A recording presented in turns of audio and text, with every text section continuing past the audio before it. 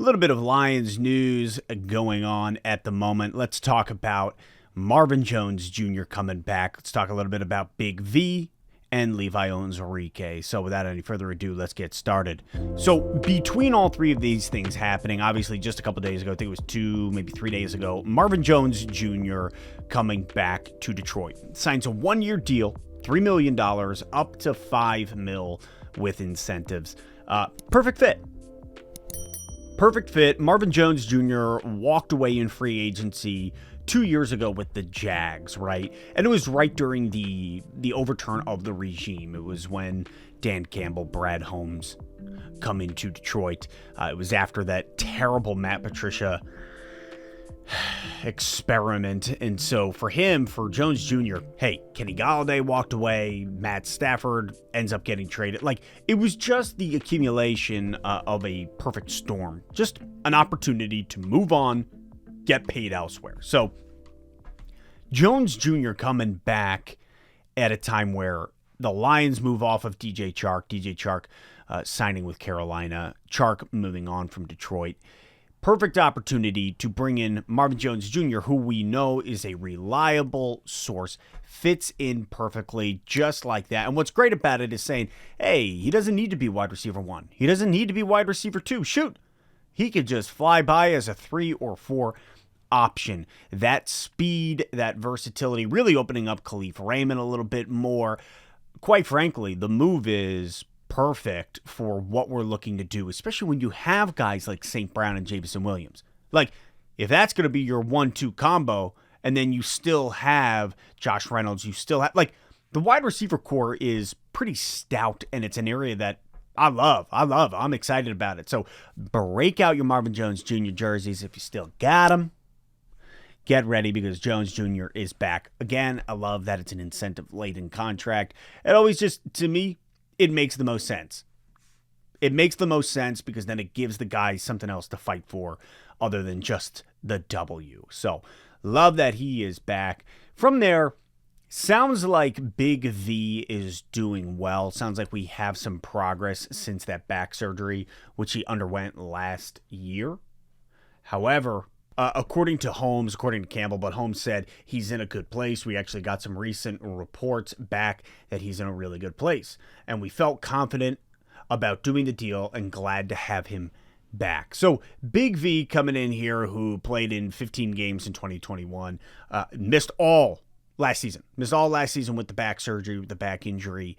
And really that's where we saw a lot of these other guys stepping up, whether it was Skipper, Evan Brown, like, didn't matter. We had all these guys step up, fill in that slot. Now Big V comes back, but the Lions also go out and we sign Graham Glasgow. So here we are, and we have to be prepared because we don't have any guards signed past 2023. So you got Big V, who we renegotiated the contract. You have Glasgow that you're bringing in on a 1-year deal. Which one of these two guys are going to be the one to run that position as a starter? Should be interesting. It should be some heavy competition. You guys know where I stand. I'm kind of like, hey, I think we move off of Big V, but that's just me. From there, let's close it out with a little Levi Onwuzurike. In Brad Holmes' tenure, in his time as the GM over the last 2 years, moving into year 3, Brad Holmes has hit on 5 draft picks every season. Like, it feels like it's been 5 and 5, which is incredible to be doing. Like, it's unheard of. It is outstanding. So Brad Holmes, who is doing a phenomenal job, one of the misses, if you want to call, I would call it that, one of the misses thus far has been Levi Onwuzurike. And it's because Onwuzurike has had a nagging back injury that goes back to his college days. And then last year, it flared up again, and we barely saw him in training camp. I don't even know if we saw him for a week in training camp. It was just like, oh, Onwuzurike's back once again. So there on the D-line has been a huge miss, which really opens up that possibility, the potential, and the probability of pick 6 going for another defensive line guy. And it's funny because just having a conversation with a friend the other day, and they were like, well, like, do we need any more D-line? Like, why? Because he was asking me, he was like, okay, what are we going to do with our first pick? And I said, we're going defensive tackle. So we're going for the D-line. We're going to get somebody because that's what we need to continue to build out, stop the run. We struggle against the run. Yeah, we saw a lot of progress in the last half of the season, but I think we need another big boy up front in the trenches to do that work.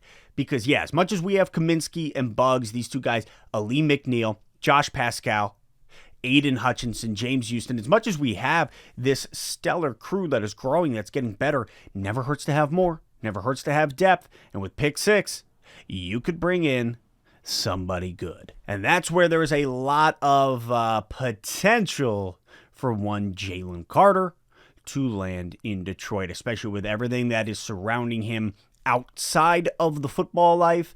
It sounds like Jalen Carter could be a guy who drops to 6, drops even further. But also you have the amount of teams that are looking for quarterbacks who are going to be trying to pick one within the first 4 picks.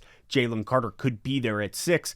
And quite frankly, I think the Lions would make the move to grab him.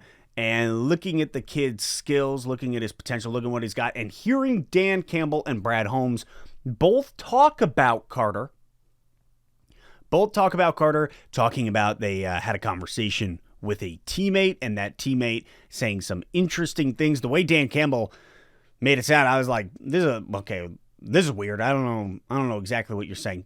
But it was kind of that, like, we don't want to show our cards, but we also want to lead you to believe that, hey, we're interested. I think Jalen Carter's the type of guy who would fit in here in Detroit, fit in on that line. He would be a monster. It would be a monster pick, and it would really fill that gap, that hole of, we missed on Onwuzurike. You get another stud up front in the first 6 picks, the way we got Hutch last year, too. Like, holy crap.